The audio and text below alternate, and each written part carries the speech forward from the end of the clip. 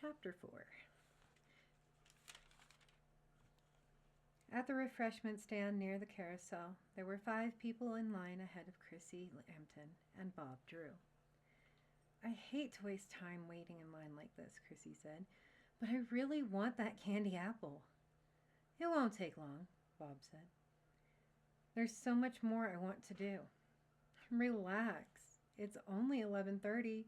The carnival won't shut down till at least 1 o'clock." "But it's the last night." She took a deep breath, savoring the blend of aromas that permeated the night. Popcorn, cotton candy, garlic-flavored French fries, hot roasted peanuts, and more. "My mouth is watering. I've been stuffing myself all night, and I'm still famished. I can't believe I've eaten so much." "It's partly the excitement," Bob said. "Excitement burns up calories. And all those thrill rides. You were scared half to death most of those rides, and fear burns up calories even faster than strenuous exercise." He was seriously trying to analyze her usual appetite, but Bob was an accountant. "Listen," Chrissy said, "why don't you wait in line and get the candied apples while I find the ladies' room, and I'll meet you over there by the merry-go-round in a few minutes. That way we'll kill 2 birds with the same time." "With 1 stone," Bob said. "Huh? The expression is, we'll kill 2 birds with 1 stone." "Oh, sure." "But I don't think it quite applies here exactly," Bob said. "Not quite. Anyway, you go ahead to the ladies, and we'll meet at the carousel like you said." Sheesh, Chrissy thought. Are all accountants like this?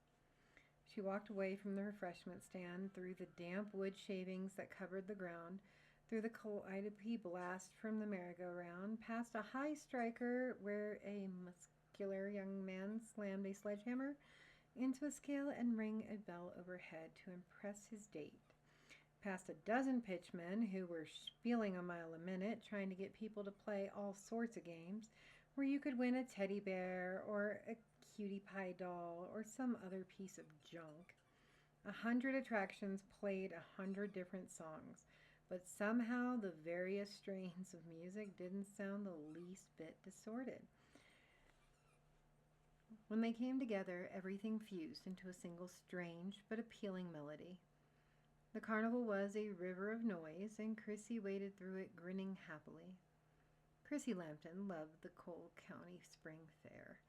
It was always one of the high spots of the year. The fair, Christmas, New Year's Eve, Thanksgiving, the Halloween dance at the Elks Club, and the Las Vegas Nights at St. Thomas Church, one in April, one in August. Those were the only days of excitement in the entire year, and the only events worth looking forward to in all of Cole County. She remembered part of a funny and rather dirty little song that had made the rounds when she had been in high school. "Everyone who lives here has the zits.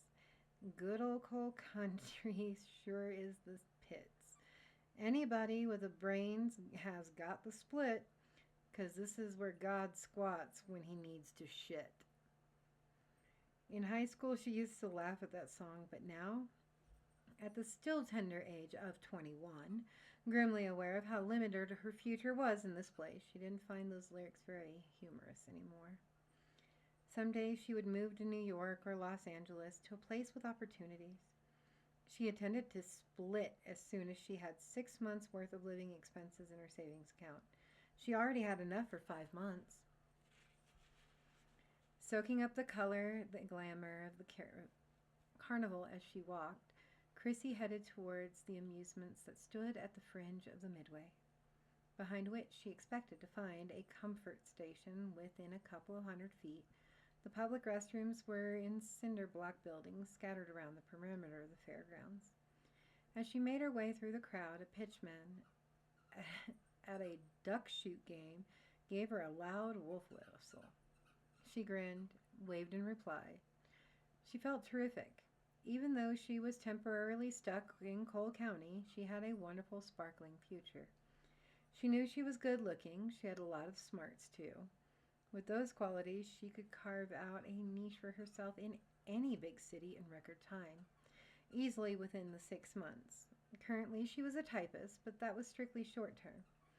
Another pitchman, this one working a wheel of fortune, heard the first Barker's whistle, and he whistled at her too. Then a third carny joined the fun, whistled, called her teasingly. She felt as if she would live forever. Ahead of her, a big clown face atop a fun house laughed shrilly. The fun house, which stood next to the Freakorama, was at the eastern edge of the Midway, and Chrissy figured there would be a comfort station somewhere behind it. She turned in beside the big, rambling structure. With the freak show on her right, she walked through the narrow alley between the two attractions, away from the crowds and the lights and the music. The air was no longer redolent with cooking food. It smelled of wet food shavings and grease and gasoline from the large thrumming generators. Inside the funhouse, chains clanked, banshees howled, ghosts laughed spookily, ghosts cackled. The wheel of the cars clattered incessantly along the winding track, and haunting music swelled and faded, swelled and faded. A girl screamed, then another, then 3 or 4 at once. They're acting like little kids, Chrissy thought scornfully. They're so pathetically eager to be thrilled, so willing to accept the shabby illusions in there. Anything to be briefly transported from the drab reality in the life in Cole County, Pennsylvania. An hour or two ago, when she had ridden through the funhouse with Bob Drew, she had screamed too. Now remembering her own hysteria, she was a little bit ashamed of herself.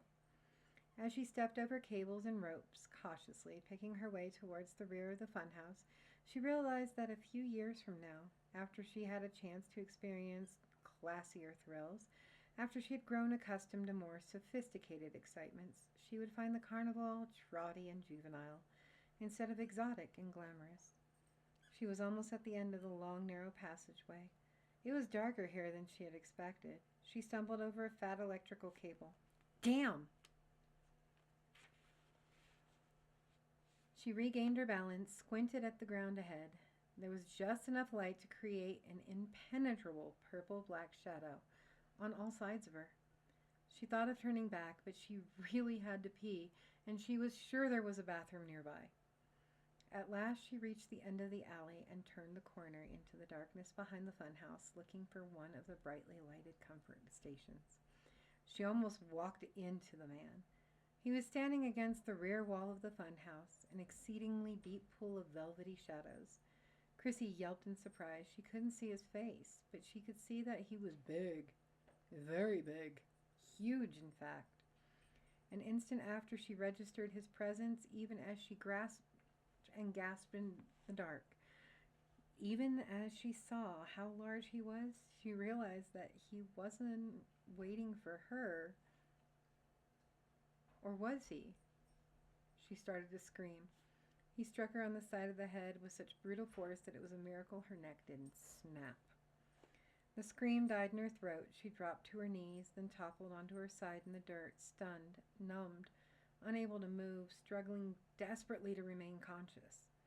Her mind was dully glinting blades skating on the cement of silvery ice, with a mile deep black water on both sides. She was vaguely aware of being lifted and carried. She couldn't resist him. She had no strength at all. A door creaked noisily. She forced her eyes open and saw that she was being carried out of the dark night into an even darker place. Her heart was beating so hard that it seemed to hammer the air out of her lungs each time she tried to draw a breath. He dropped her rudely onto a hard wooden floor.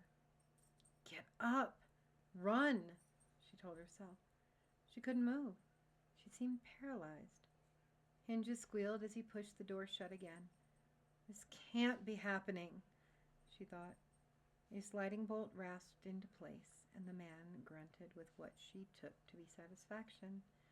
She was locked in with him. Dizzy, confused, weak as a baby, but no longer in danger of losing consciousness, she tried to figure out where she was. The room was perfectly black, as utterly lightless as the inside of the devil's pocket. The wooden floor was crude and was filled with vibrations of the muffled sound of machinery. Someone screamed. Then someone else. The air was split by a maniacal laugh. Music swelled, the vibrations in the floor resolved into the clickety clack of steel wheels on a metal track. She was in the fun house, probably in the service area, behind the tracks on which the cars were moving. A trickle of strength seeped into Chrissy's body again, but she was barely able to lift one hand to her bruised temple. She expected to find her skin and hair wet and sticky with blood, but they were dry. The flesh was tender, but apparently unbroken. The stranger knelt on the floor beside her. She could hear him, sense him, but not see him. However, even in the pitch-black hole, she was aware of his giant size. He loomed over her. He's gonna rape me, she thought. God, no, please. Oh, please don't let him do it. The stranger was breathing curiously, sniffing, snuffling, like an animal, like a dog trying to get her scent. No, she said. He grunted again. Bob will come looking for me, she told herself hopefully and frantically. Bob will come. He's gotta come. He's gotta come and save me. Good old Bob, please, God, please. She was succumbing to the rapidly burgeoning panic as her head cleared and the terrible danger became more and more evident to her. The stranger touched her lip. She tried to pull back. He held her. She was gasping, shaking. The temporary paralysis faded. The numbness in her limbs vanished. Abruptly, she was awash in pain from the blow to the head that she had suffered just a few moments ago. The stranger moved his hand up her belly to her breasts and ripped her blouse open. She cried out. He slapped her, jarring her teeth.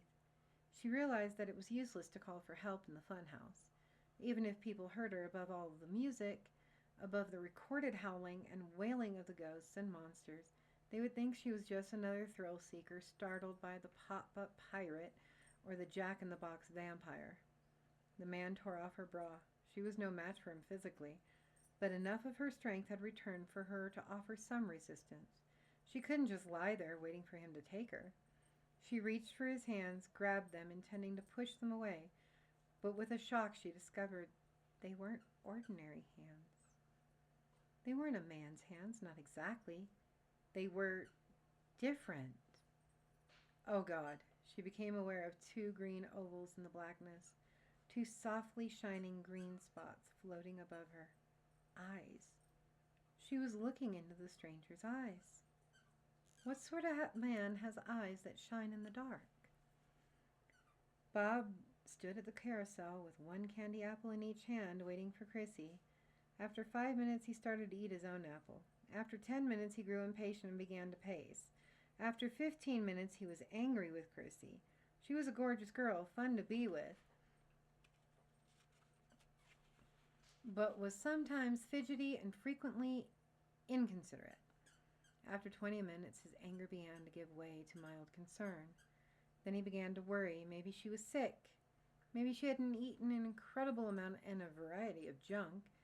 It would be amazing if she didn't upchuck sooner or later. Besides, you never know for sure how clean and wholesome carnival food was. Maybe she had gotten a bad hot dog or had unwittingly eaten some piece of filth along with her chili burger. Considering that possibility, he began to feel queasy himself. He stared at his half-eaten candy apple and finally dropped it into the trash barrel. He wanted to find her and satisfy himself that she was okay, but he didn't think she would be too happy to see him while her breath still stank of vomit. If she had just been sick in the ladies' room, she would want time to freshen up, patch her makeup, put herself back together. After 25 minutes, he threw Chrissy's candy apple in the trash with his own. After half an hour, bored with the endlessly galloping horses, and by the rhythmically flashing brass bowls, increasing concern about Chrissy, he went searching for her. Earlier, he had watched her walk from the refreshment stand, admiring her round butt as and her shapely calves, and then she had vanished into the crowd. A minute or two later, he thought he had seen her golden head as she left the midway near the funhouse, and now he decided to look in that area first. Between the fun house and the freak show, a 5-foot wide path led back to an open space behind the amusements, the outer ring of the fairgrounds, where the restrooms were located. Towards the end of the passageway, the shadows were so dark and thick that they seemed tangible, like black drapes. And the night was surprisingly lonely here. Considering that the busy midway was only 50 or 60 feet behind him, peering uneasily into the shadows, Bob wondered if Chrissy had encountered more serious trouble than just an upset stomach. Bob wondered if Chrissy had encountered more serious trouble, and she was a pretty girl, and these days, when so many people seem to have lost all respect for the law, there were more than a few men prowling around who thought nothing of taking what they wanted from a pretty girl, regardless of whether or not she wanted them to have it. Bob supposed that there were even more men of that type in the carnival than there were in the real world. With growing trepidation, he reached the end of the path and stepped into the open area behind the funhouse. He looked right, then left, saw the comfort station, 60 yards away, rectangular, gray, made of cement blocks, perched in the center of the tightly circumscribed pool of bright yellow light. He couldn't see the entire structure, only a third of it, because there was a row of 10 or 12 big carnival trucks parked in the intervening 180 feet. Here, the darkness was even deeper. The trucks were only hulking outlines, and they made him think of slumbering primeval beasts. He took only 2 steps towards the distant comfort station before putting his foot down on something that nearly sent him sprawling. When he regained his balance, he reached down and picked up the treacherous object. It was Chrissy's red clutch purse. Bob Drew's heart began to sink into the bottomless well. At the far end of the fun house, at the front of it, out on the midway, the giant clown's face sprayed the night with a brittle shrapnel laugh. Bob's mouth went dry. He swallowed hard and tried to squeeze out just some saliva. "Chrissy?" She didn't answer. "Chrissy, for God's sake, are you there?" A door squealed on unoiled hinges behind him. The music and screaming inside the fun house got louder as the door opened. Bob turned towards the noise, feeling something he had not felt in many years. Not since he had been a small boy alone in his dark bedroom with the terrifying conviction that some hideous creature was in the closet. He saw a forest of shadows, all but one of them perfectly still. But that one was moving fast, and it came straight at him. He was seized by powerful shadow hands. No! Bob was thrown against the rear of the fun house with such incredible force that the wind was knocked right out of him, and his head snapped back, and his skull cracked hard into the wooden wall, trying to placate the burning lungs. He sucked desperately in on the night air. It was cold against his teeth. The shadow swooped down on him again. It didn't move like a man. Bob saw green, glowing eyes.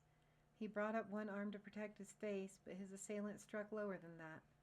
Bob took a sledgehammer punch to the stomach. At least for one hopelessly optimistic moment, he thought he had been punched. But the shadow thing hadn't struck him with its fist. Nothing as clean as that. It had slashed him. He was badly cut. A wet, sickening, sliding, dissolving sensation filled him. Stunned, he reached down, put one trembling hand on his belly, and gagged with revulsion and horror when he felt the size of the wound. "My God, I've been disemboweled." The shadow stepped back, crouching, watching, snorting and sniffing like a dog, although it was much too big to be a dog. Gibbering hysterically, Bob Drew tried to hold his bulging intestines inside his body, as if they'd slip out of him. There was no chance that he could be sewn up and restored to health. The shadow thing hissed at him. Bob was too deep in shock to feel more than the tiniest edge of the pain, but a red veil descended over his vision. His legs turned to water and then began to evaporate from underneath him. He leaned against the wall of the fun house, aware that he had very little chance of survival, even if he stayed on his feet. but also aware that he had no chance at all if he fell. His only hope was to hold himself together, get to a doctor. Maybe they could sew him up. Maybe they could put everything back in place and prevent peritonitis. It was a long shot, very long, but maybe. If he didn't fall, he couldn't allow himself to fall. He must not fall. He wouldn't fall. He fell. The carnies called it Sloch Night and looked forward to it with true gypsy spirit. The last night of the engagement. The night they tore down. The night they packed up and got ready to move on to the next stand. The carnival shed itself of the town in much the same way that a snake sloshed off its dead and dirty and unwanted skin. To Conrad Stryker, Schloss Night was always the best night of the week, for he continued to hope against all reason that the next stop would be the one in which he would find Ellen and her children. By 1:30 in the morning, the last of the Marks was gone from the Cole County, Pennsylvania fairgrounds. Even before then, some pieces of the show began to come down, although most of the job still lay ahead. Conrad, who owned 2 small concessions in addition to the enormous funhouse, had already overseen the breakdown of those enterprises. One was a pitch and dunk, which he had shuttered and folded around 1 o'clock.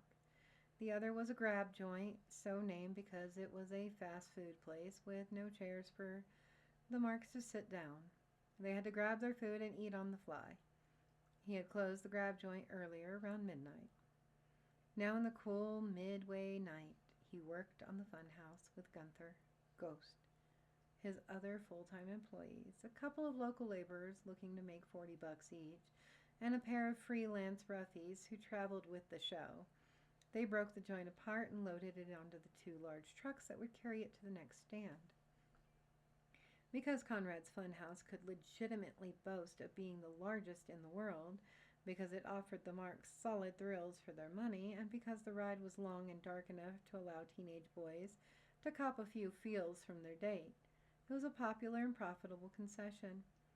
He had spent many years and a lot of money adding to the attraction, letting it grow organically into the finest amusement of its kind on earth, and he was proud of his creation.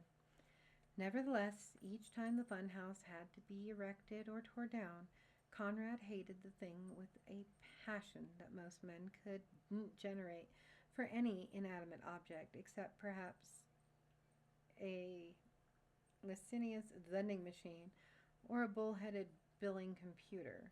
Although the funhouse was cleverly designed, a genuine marvel of prefabricated construction and easy collapsibility, putting it up and then sloshing it seemed equal, at least in Conrad's mind, to the most spectacular and arduous feats in the ancient Egyptian pyramid builders. For more than 4 hours, Conrad, his 12-man crew, swarmed over the structure, illuminated by the big generator-powered midway lights. They lowered, dismantled the giant clown face. They took down strings of colored lights, rolled up a couple thousand feet of heavy-duty extension cords. They pulled off the canvas roof and folded it. Grunting, sweating, they disconnected and stacked the gondola tracks. They removed the mechanical ghouls, ghosts, axe murderers, and all that terrorized the thousands of Marks. And they wrapped the animated figures in blankets and other padding. They unbolted wooden wall panels, disassembled beams, braces, took up slabs of plank flooring, skinned to their knuckles, knocked down the ticket booth, guzzled soda, and packed generators and transformers, and a mess of machinery into the waiting trucks, which were checked periodically by Max Freed for one of his assistants. Max, superintendent of transportation for Big America Midway shows, BAM, to its employees and fellow travelers, supervised the tearing down and loading of the huge midway. Next to the famous E. James Stratz organization, BAM was the largest carnival in the world. It was no ragbag, grilly, or lousy little 40 Miller. It was a first-rate show. BAM traveled in 44 railroad cars and more than 60 enormous trucks. Although some of the equipment belonged to the independent concessionaries, not to BAM, every truckload had to pass Max Fried's inspection, for the Carnival Company would bear the brunt of any bad publicity if one of those vehicles proved to be less than roadworthy and was the cause of an accident. While Conrad and his men dismantled the funhouse, a couple of hundred other carnies were also at work on the midway. Roughies, concessionaries, animal trainers, jointees, wheelmen, pitch, jam, auctioneers, short order cooks, strippers, midgets, dwarves, even the elephants. Except for the men now sleeping soundly, who would drive the trucks off the lot in a few hours from now, no one could call it a night until his part of the show was bundled and strapped down and ready to hit the road. The Ferris wheel came down, partially dismantled. It looked like a pair of gigantic, jagged jaws biting at the sky. Other rides were quickly and efficiently torn apart. The skydiver, the tip-top, the tilt-a-whirl, the carousel, magical machineries of fun, all locked away in ordinary-looking, dusty, greasy bands. 1 minute the tents rippled like sheets of dark rain, the next minute they lay still, black in puddles. The grotesque images on the freak show banners, all painted by the renowned carnival artist David Snap Wyatt, fluttered and billowed between their moorings. Some of the large canvases betrayed the twisted mutant faces of a few of the human oddities who made their living in Freakorama, and these appeared to leer and wink and snarl and sneer at the carnies who labored below, a trick of the wind as it played with the canvas. Then the ropes were loosened, the pulley wheels squeaked, the banners slid down their mooring poles to the pitchman's platform, where they were rolled up, put away, nightmares in a large cardboard tube. At 5:30 in the morning, exhausted, Conrad surveyed the site where the funhouse had stood, and he decided he could finally go to bed. Everything had been broken down. A small pile of gear remained to be loaded, but that would take only half an hour and could be left to Ghost and Gunther, or one or two of the others. Conrad paid the local laborers and the freelance roughies. He instructed Ghost to supervise the completion of the job and to obtain final approval from Max Fried. He told Gunther to do exactly what Ghost wanted him to do. He paid an advance against salary to the two fresh-eyed roughies who, having just gotten up from a good sleep, were prepared to drive the trucks to Clearfield, Pennsylvania, which was the next stand. Conrad would follow later in a day in his 34-foot Troublemaster, and last, aching in every muscle, he trudged back to his motorhome, which was parked among the more than 200 similar vehicles, trailers, and mobile homes in the back lot at the west end of the fairgrounds. The nearer he drew to the Troublemaster, the slower he moved. He dawdled. He took time to appreciate the night. It was quiet, serene. The breeze had blown away to another part of the county, and the air was preternaturally still. Dawn was near, although no light yet touched the eastern horizon. Earlier there had been a moon, and it had set behind the mountains not long ago. Now there were only scuttling, slightly phosphorescent clouds, silver-black against the dark blue-black sky.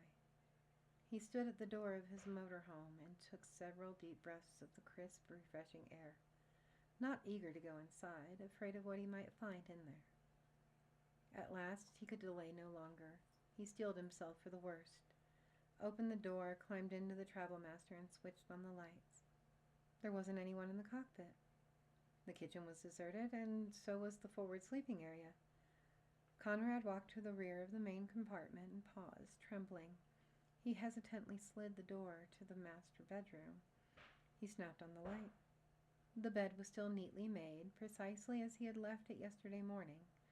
There wasn't a dead woman sprawled on the mattresses, which was what he had expected to find.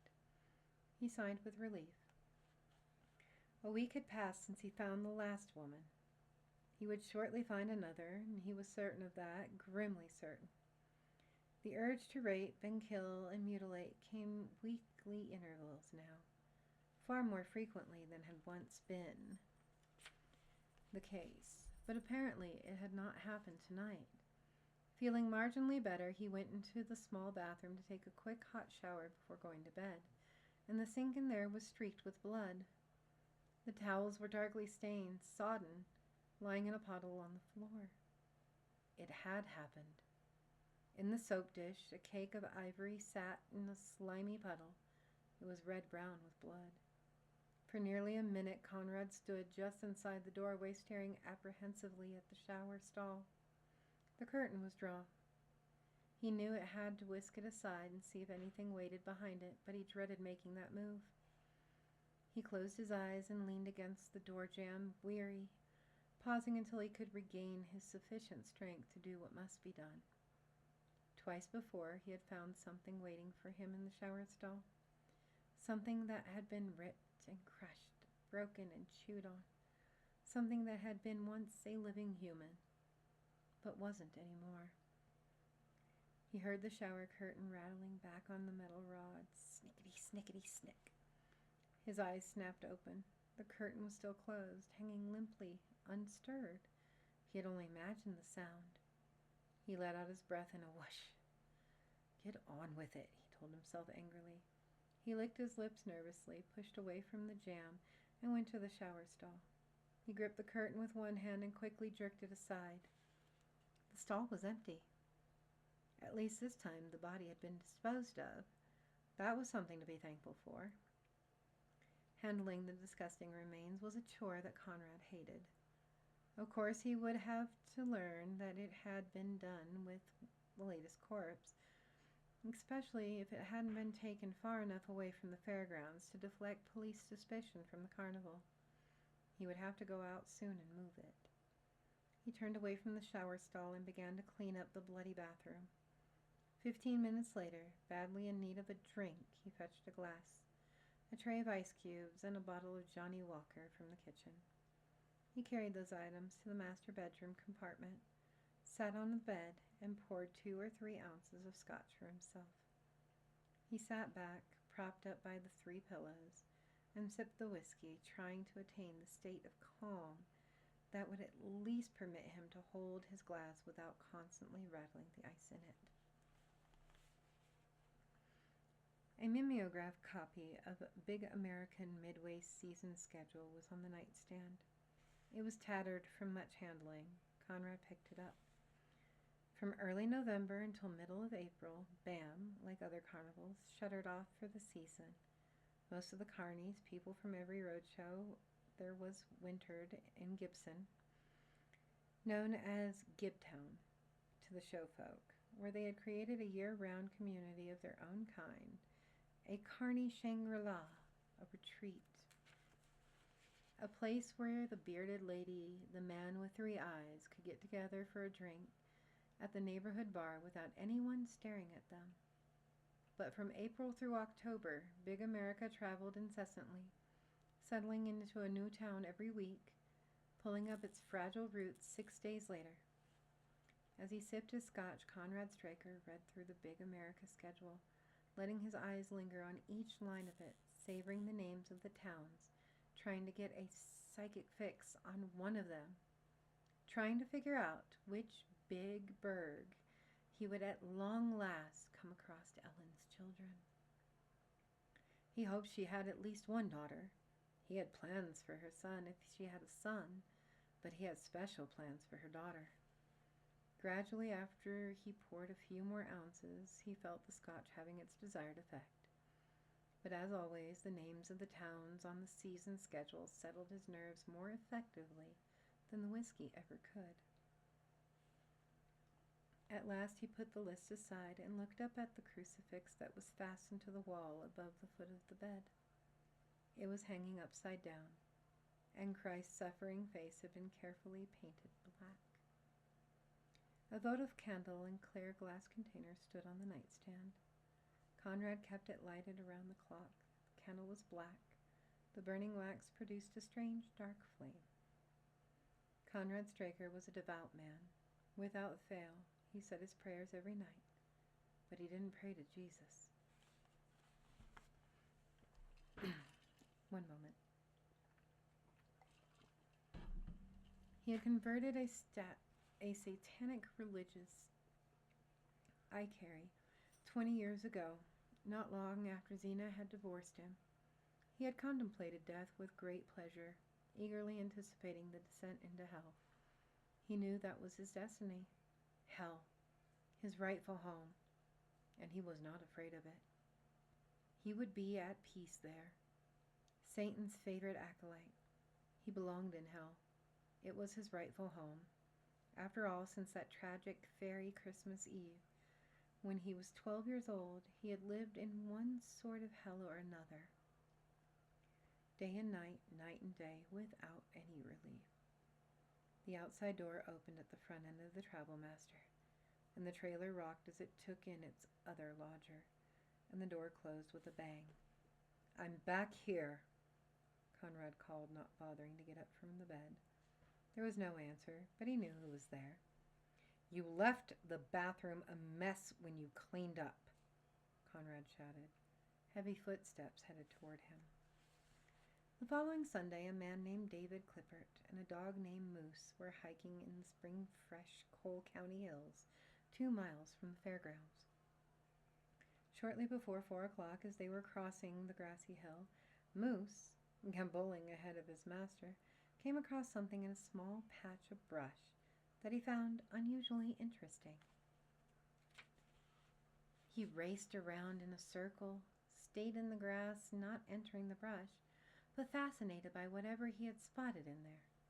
He barked several times, stopping to sniff something, then dashed in a circle again and loudly announced his discovery.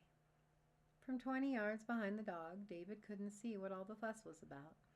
He had a pretty good idea, though. Most likely it was a flurry of butterflies flitting back and forth through the weeds, or perhaps a tiny lizard that had frozen on the leaf but had failed to evade Moose's sharp eyes. At most, it was a field mouse. Moose wouldn't stay close to anything larger than that. He was a big, silken-coated Irish setter, strong and friendly and good heart, but he was a chicken. If he had come upon a snake, a fox, or even a rabbit, he would have vamoosed with his tail between his legs.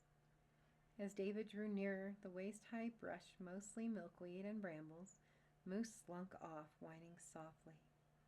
"What is it, boy?" The dog took up a position 15 feet away from his find, looked beseechingly at his master, and whimpered. Strange behavior, David thought, frowning. It wasn't like Moose to be frightened off by a butterfly or a lizard. Once the big mutt zeroed in on a prey like that, he was a formidable adversary, absolutely ferocious, indomitable. A few seconds later, when David reached the brush and saw what had drawn the dog's attention, he stopped as if he had walked into a brick wall. Oh, Jesus! A great river of Arctic air must have changed course in the sky, for the warm May afternoon was suddenly freezing, bitterly, blood cold. 2 dead bodies, a man and a woman, were sprawled in the brush, supported in the partially upright position by the interweaving blackberry vines. Both corpses were facing up, arms spread wide, almost as if they had been crucified on those thorny branches. The man had been disemboweled. David shuddered, but he didn't turn away from the gruesome sight. In the late 1960s, he had served 2 tours of duty in a battlefield as a medic in Vietnam before he was wounded and sent home. He had seen gut wounds of all kinds, bellies ripped open by bullets, bayonets, by the shrapnel from anti-personnel mines. He was not squeamish.